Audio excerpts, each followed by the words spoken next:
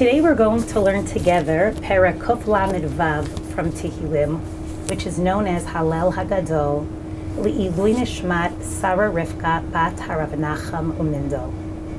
I had the tremendous zechut of being both mishpacha and a friend of Sarah, and spent many wonderful summers together in Camp Marasha. I was delighted to choose this Perek because Hallel Hagadol reminds me of Sarah in so many ways. Sarah's larger-than-life way of joy, laughter, and at the same time remembering what is most important in life, being kind to people and bringing goodness into the world, which to my mind is the theme of this Perek that we are about to learn. I miss Sarah dearly, and I think of her every day. Hodu la Hashem ki tov, ki leolam chasto. The refrain is repeated 26 times in this Perek of Tehillim. Tov, the very essence of HaKadosh Baruch Hu.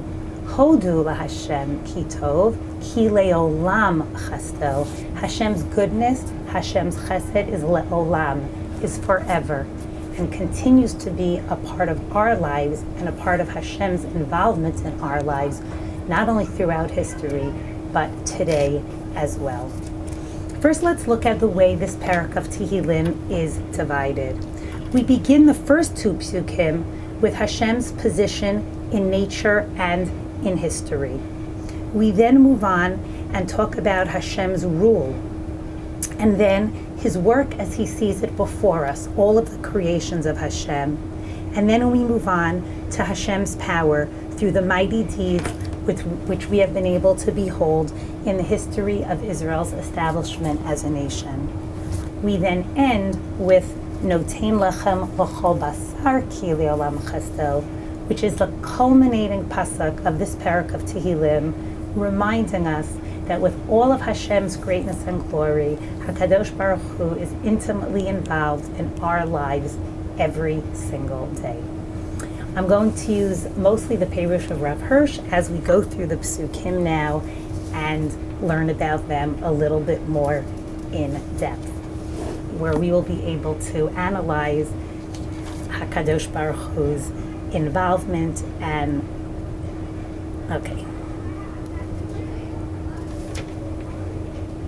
Psukim Bet and Gimel. Hodu Elokei HaElokim Ki Leolam Chasto. Hodu la'adonei ha'adonim ki le'olam chasto. HaKadosh Baruch Hu is in charge of all of the cause and effect in this world, all of the powers which enable the world to exist. Not only the powers in nature, but God also rules over the masters of society, trying to moving the entire world toward his goal of chesed. The Adonim in the world can only exert their influence within the boundaries drawn by HaKadosh Baruch Hu's laws which govern the world. Only Hashem can bring about the niflaot that are now discussed in Pasuk Gimel. Lo sei niflaot gedolot levado ki leolam chasto. HaKadosh Baruch Hu can intervene in his laws, and for God, the niflaot gedolot are not measured in a destructive kind of way, but in terms of gadlut, in terms of creating loving kindness and in being creative in the creations of Hashem in this world. La'osei hashamayim bitzvuna ki leolam chasto, l'orokah haaretz al hamayim ki leolam chasto, la'osei orim gedolim ki leolam chasto, et hashemesh lememshelet bayom ki leolam chasto, et ha'areach v'chochavim lememshalot balayla ki leolam chasto. These psukim talk about the creation of the world as Hashem is portrayed to us. Losei hashamayim bitvuna. Tvuna denotes the logical deduction from the interaction of all of the factors that come together for God to create the cosmic world, the planets, the entirety of all of the heavenly bodies. And Hashem makes it that all of these forces work together on behalf of us, of our life here on earth.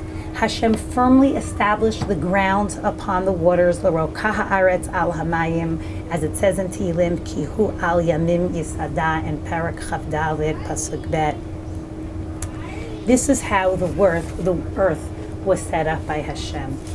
La'osei orim gedolim ki leolam chasto.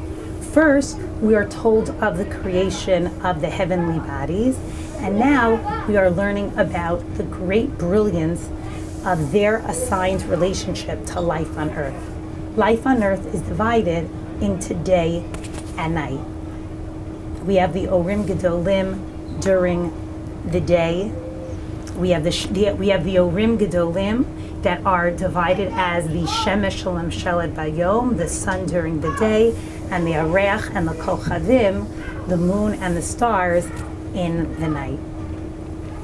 The next 5 psukim show us how the Elokei Elokim also reigns as Adonai HaAdonim, that Hashem can judge and deliver nations, as demonstrated in the history of our very own liberation. Let's look at the next 5 psukim. L'makem Mitzrayim b'v'choreihem, vayotze Yisrael mitocham, b'yad chazaka u'v'zroa netuya, l'gozer yam suf ligzarim, ve'evir Yisrael b'tocho, ve'ni'er paro v'chelo b'yam suf. These psukim talk about Hashem's salvation of the Jewish people from Mitzrayim. We see from these psukim that even when discipline is necessary, Hashem disciplines men and nations with chesed.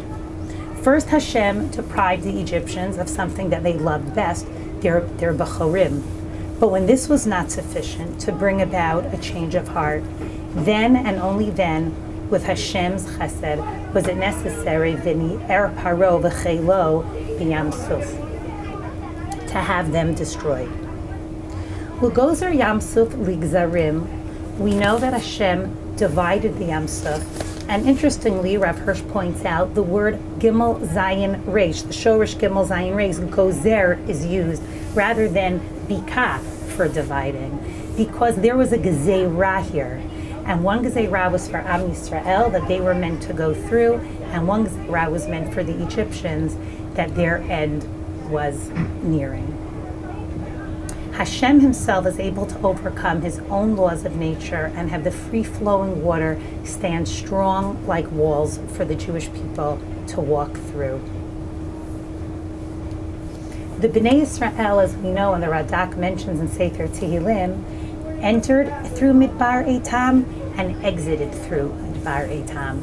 The goal of the Bnei Israel crossing Yam Suf was not to get from one place to another, rather for them to be able to see their oppressors, the Egyptians, washed up on the side and killed, so that they could psychologically be ready to move on.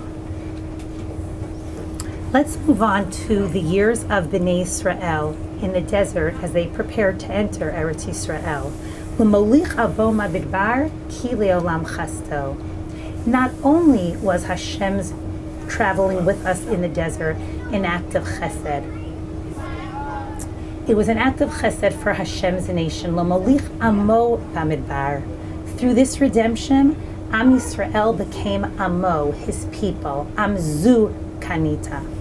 Not only was the chesed of Hashem's bringing us through the desert one of being able to have the ananei hakavod and the man and the be'er, but the Radak explains that the very process of being in the desert was an act of chesed of Hashem, because during these 40 years we were able to learn Darkei Hashem and Torat Hashem and purify ourselves and purge ourselves from our experiences that we had in Mitzrayim and truly develop as a pure nation, an act of chesed on Hashem's part. We will now move on to L'makem melachim gedolim vayaharog melachim adirim l'sichon melech ha'amori u'la'og melech habashan. In these psukim we are shown how Hashem intervenes against tyranny by destroying tyrant nations in order to deliver humans against whom these people have sinned.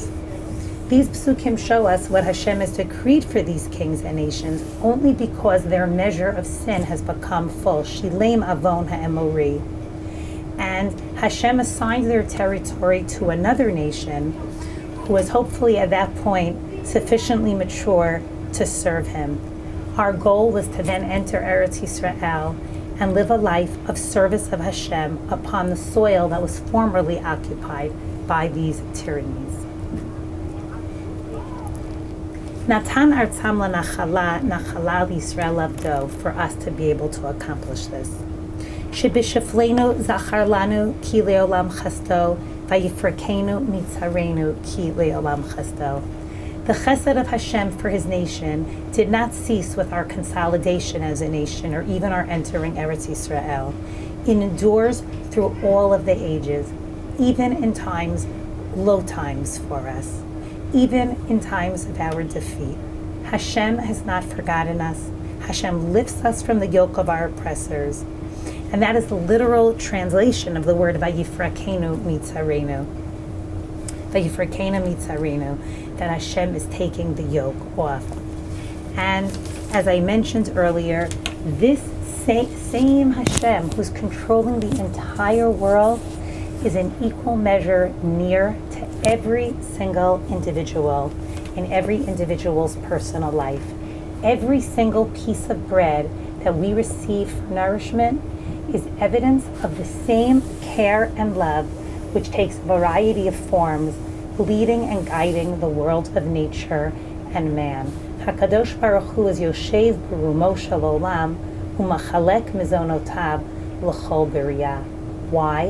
Why is Hashem, who runs the entire world, worried about and involved in giving bread to every single person? Ki Le'olam Chasto. Because God is a God of chesed.